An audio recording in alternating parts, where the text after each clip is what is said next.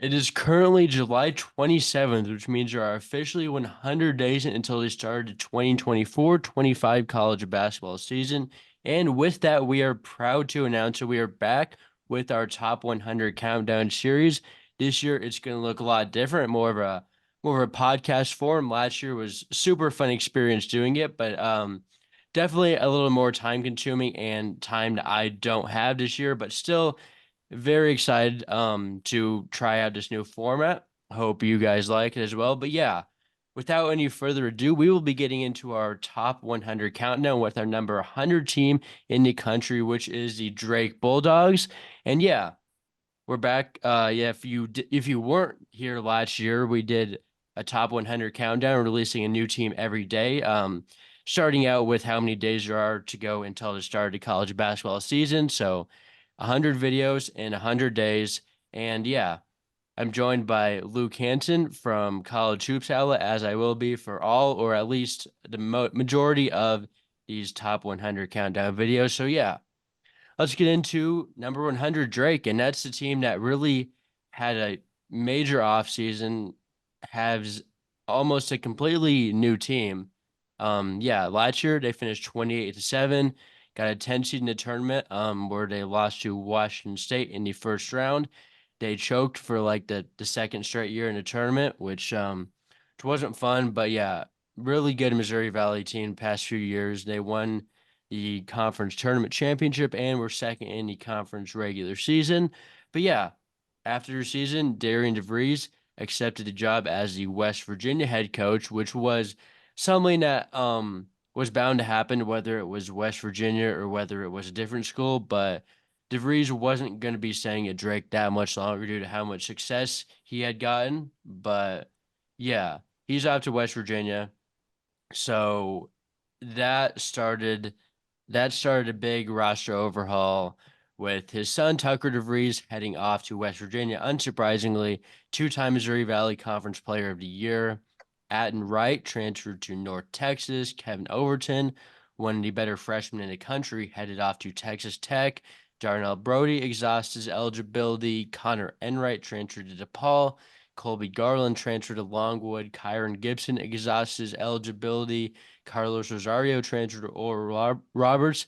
And Drake also lost a handful of redshirts who all transferred out. And Ethan Roberts transferred to Penn. Chico Johnson transferred to USC Upstate.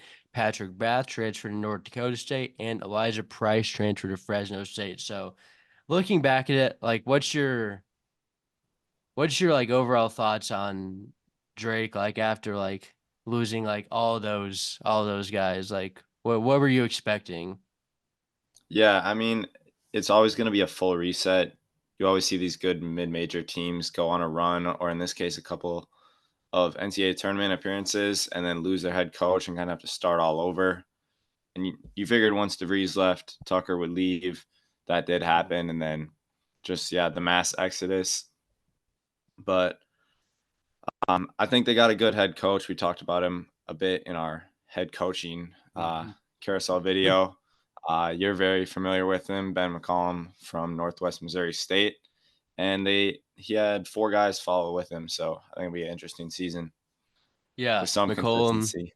McCollum was one of my hires. I gave an A plus in the coaching carousel video. If you haven't watched that, go check it out, recapping and grading all the coaching hires in the country. But yeah, I'm very familiar with him as a Northwest Missouri State student. Really gotten to watch them play a lot in person, really observe him. So yeah, tremendous hire. Won four national championships in D2 and had 11 straight conference regular season championships. So I don't think there's a better D2 coach I could have hired. He's from Iowa. Um, the hire really made all the sense. Like I don't think there was anything better Drake could have done with this hire. McCollum is a guy who could have gone D1 earlier had he wanted to, but he was really taking his time, waiting for the right job, and Drake was clearly the right job. As I mean, they've won in the past few years. I think they could continue that. Good resources for the level that they're at. So I think we will see this success continued. But yeah. They got one player back, and that's Nate Ferguson. Nothing crazy to say about him, but um, yeah, I'm surprised they only got one player back, considering like all those guys kind of went their separate ways, and not just mass exodus following DeVries to West Virginia. Um, Was Eric Northweather a returner as well or no? I don't. He's not on their roster right now, so I don't know Okay. because he has Yeah. eligibility left. I'm assuming he's just done. I didn't know because like he was on like the people who've done like the roster sheets like have him on there, but he's I looked in the roster the other day and he's not on there, so I'm just Yeah, assuming he's gone. they I updated the roster within the last week on the website, so Yes, and he is not on there. Not that he's a very significant piece, but yeah, it does not appear as Eric Northwood will be back. But Nate Ferguson, yeah, um, backup big, very efficient, but also very low usage. Solid player to have back, but yeah, nothing crazy, but Ken has yeah, I proven to think be a a yeah, perfect guy to come off the bench for them. yes, solid backup big. Big men are at a premium in this day and age. So when you can get a guy that's proven to be a solid minutes eater in the conference, you definitely take that. But yeah, as you were mentioned earlier, McCollum had some spots to fill, a lot of spots to fill. So he took four of his Northwest Missouri State Bearcats with him. The best one is Bennett Sturge, who averaged over 15 points, 3.5 rebounds, and 3.5 assists as a sophomore. Started as a freshman and sophomore on some really good D2 teams. And yeah, I really think, especially having watched him multiple times in person, that he is a guy that can really take that next step and like transit up a level. Fine. Like I think he'll be a very impactful player in D1, honestly. Um, good, solid like size, very, very smart player, good combo guard. Um, what else do you have to say about him? Yeah, I mean, I'll let you be the expert on these Yeah. Northwest guys, but yeah, just looking in at Sturt's numbers, I saw he wasn't a great 3-point shooter, so that's something you can be a little weary about. But I mean, it looks like he's a scorer. He gets to his spots and gets to the rim as well. Yes, very, very solid piece to take with, especially having those 2 years of eligibility. Yeah, has 2 years to really, or you really see the breakout in second year transfers. I mean, obviously Sturge has been with McCollum for the past 2 years, but like that's a common thing. Like if you can get transfers with multiple years of eligibility, the second year is always really good. Mitch Muscari, though, does not have more than 1 year of eligibility as he is an incoming 6 year player. But yeah, another transfer from the Bearcats, and he can really shoot the ball. That's his main thing. Shooting 48% from three on 82 makes in a season. So, I mean, you can always add shooting, and yeah, Yeah, I had those numbers listed too. 82 for 171 on the year. That's close to 3 makes a game. Pure mhm. sharpshooter, and then he makes up for the lack of 3-point threat of Sturts on the wings. Yes, not a great shooting team overall, based on some of the starters that they have, but Mascari will more than make up for some of that production by himself. They also got Isaiah Jackson from the Bearcats. Really similar to Conran, right? Who they just lost to the portal, in my opinion. A little bit less of a shooter, not really a guy that you can trust to consistently take threes. Enright was a little bit more of a shooter, not really that he would find his own shot, but he would make open threes. I'm not sure if Jackson's going to be that guy, but he can still like really control an offense, really plays with a lot of energy on defense. And yeah, about as close of a Connor Enright comparison as you can get. So, and then they also got Daniel Abreu to come over, solid power forward, and I think should see some solid minutes as well, average 10 points a game for the Bearcats here. So, any thoughts about those other two guys? Yeah, I mean, Abreu, who you just talked about, just kind of solid all around player. I have him coming off the bench in my Mhm. lineup. Just an interesting note. He averaged 17 a game in the conference tournament through 3 games. And I think he was only their third leading scorer on the year, but had a big tournament. So he knows when he needs to come up big. And then I liked the Enright comparison for Jackson. Just a pure point guard, averaged 7 points, but he averaged 5 assists last year at Mhm. Northwest, and he's had 3 years of experience at a highly successful program, and I think that's something that'll translate up for him. Yes. McCollum, one of his staff hires was Bryson Williams from Wyoming, and that was Williams definitely helped in the acquisitions of two Wyoming transfers, Cam Manyow and Kale Combs. Um, Manyow is really the one that excites me because he was honestly like he was one of the better freshmen like nationally, I think. Um, how much what are your thoughts on him? Yeah, I didn't get around to too much like Wyoming basketball this season. He was mainly off the bench, but as a freshman played Yeah. really good minutes. And then watching the tape, just an elite offensive rebounder. Yes. A lot of putbacks. Most of his shots at the rim. He's slightly undersized, but he's physical enough. Fights for the boards.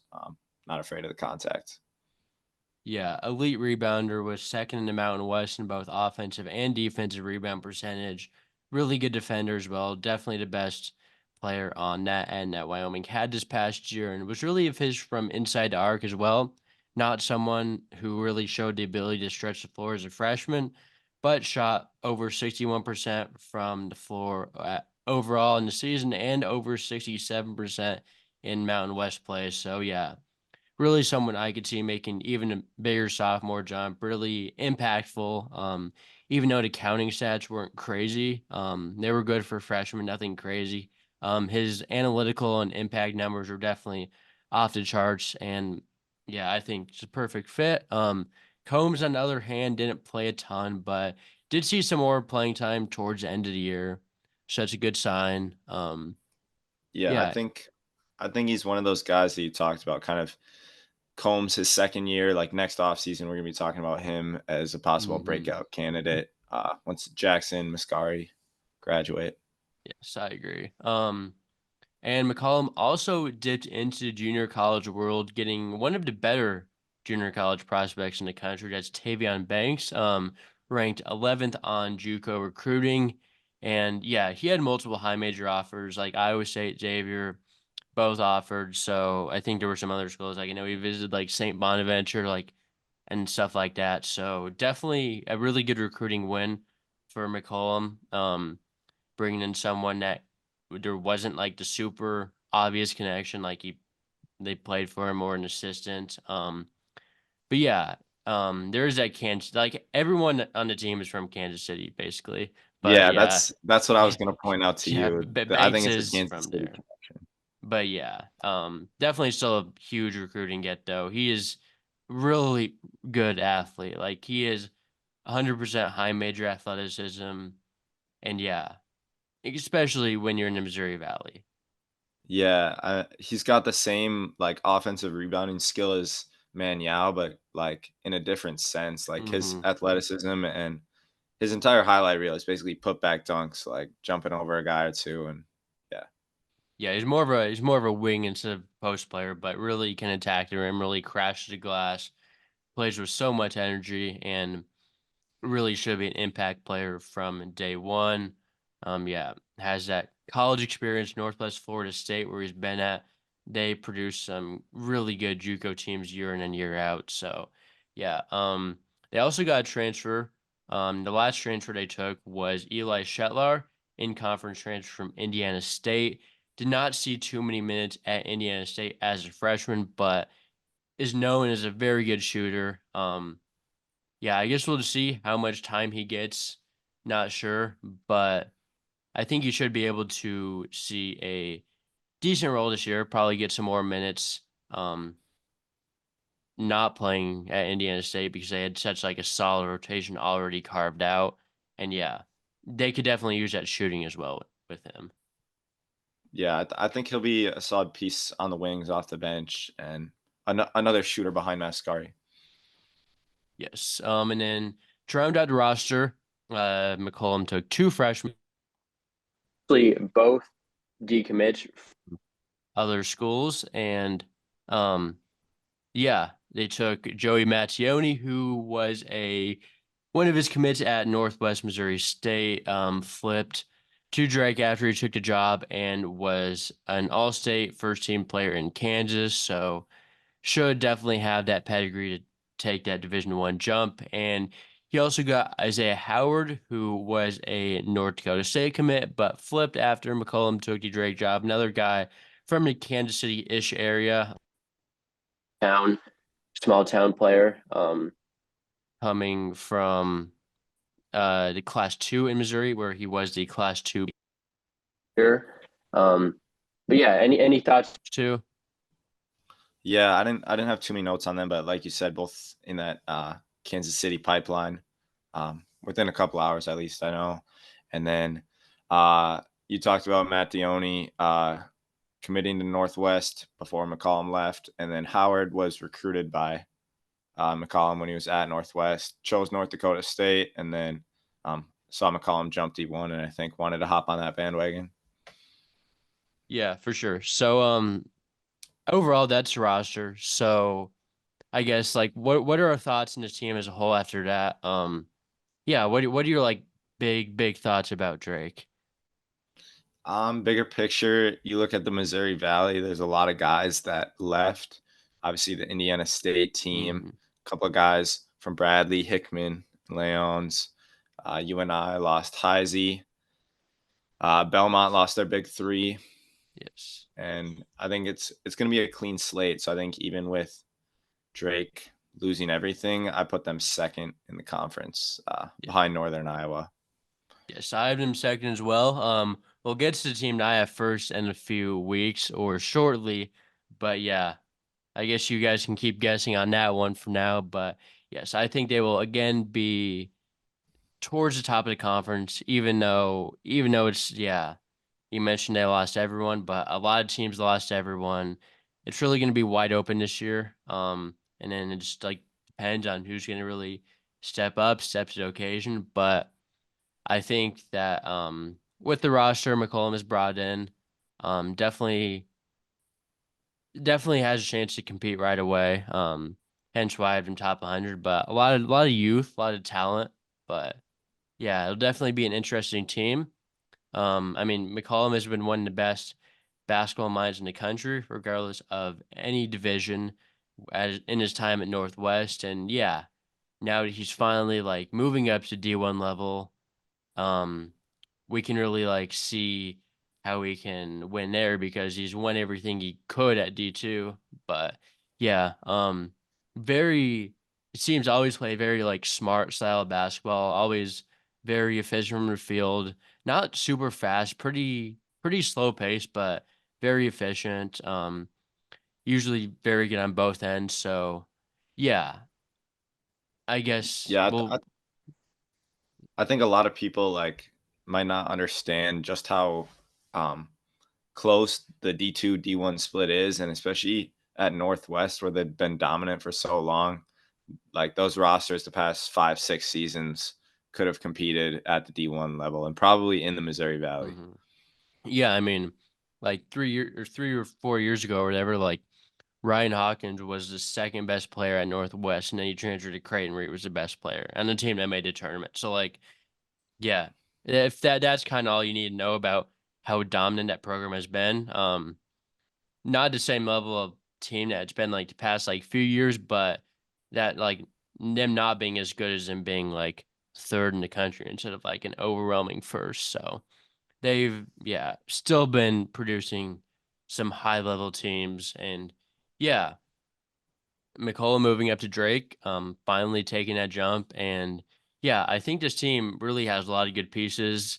Um, Shooting is lacking, but they have a few guys who are like really good shooters. So instead of like good shooting across the board, they have like a few good shooters. Good athleticism with Banks, Manyo, really physical. Um, so yeah, I think just very solid team overall. Don't really know what it's gonna look like, but I feel pretty good about him having him 100th.